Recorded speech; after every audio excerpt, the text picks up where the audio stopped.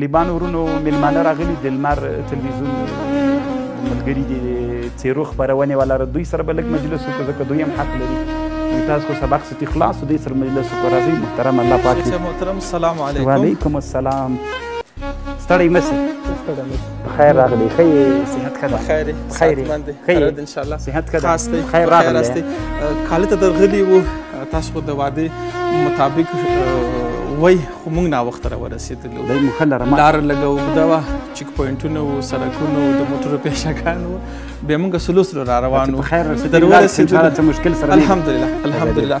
کالي کې ویل چې شیخ صاحب تللی دی خپلو درسونو کې وایي یو دقیقه هم نه وړاندې ځي او نه وروسته ځي په خپل ټایم باندې وروسته بیا راغلو طالبانو هم یې وګورو دوی سره به هم لیده کاته ولرو تا سره به هم خدای مو راوله هر کله راسئ خدای پاک مو نصرت کړي شیخ صاحب محترم خبرې خو ډېرې سره لرو ډېر څه غواړم در څخه زده کړم او وپوښتم په اول سر کې د لمر تلویزیون د څیرې خپرونې مایک او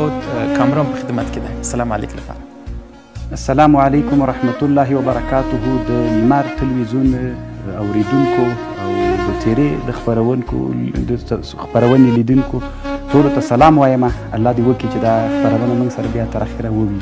ډېره مننه کوم شیخ صاحب محترم شیخ صاحب هغه شخصیت دی چې تر پرونه پر ما غوښتل چې ورسره وګورم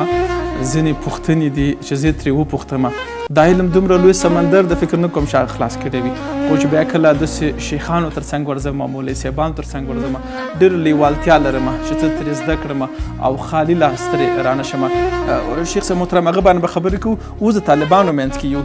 دا کومه دوره ده او دوی څه زده کوي او پر څه باندې بوخت دي نو داسې وي چې د موږ د مدرسه خو چې دا د مدرسو نظام لکه مکتب کې صنفونه وي 12 صنف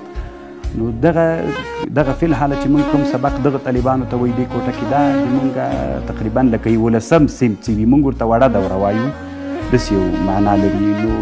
موږ په خپله اصطلاح کې د مدارسو اصطلاح کې دې ته موږ د وړې دورې شاګردان وایي لکه کال ته چې بیا دوی فارغان کېږي داسې دا خپل وخت لري کال یو نیم کال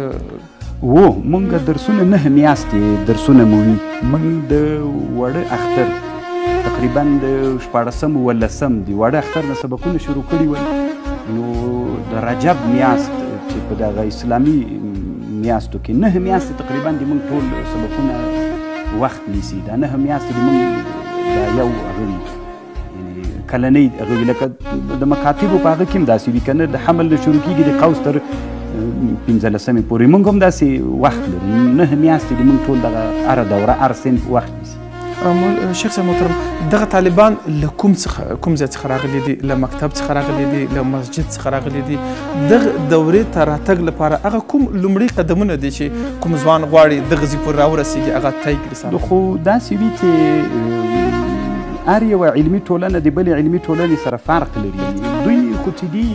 مثلا د موږ د زده کړې دلته چې دي دا ټول عربي کتابونه دي دې نه مخکې چې دوی کوم کتابونه ویلي وي نو هغه ټول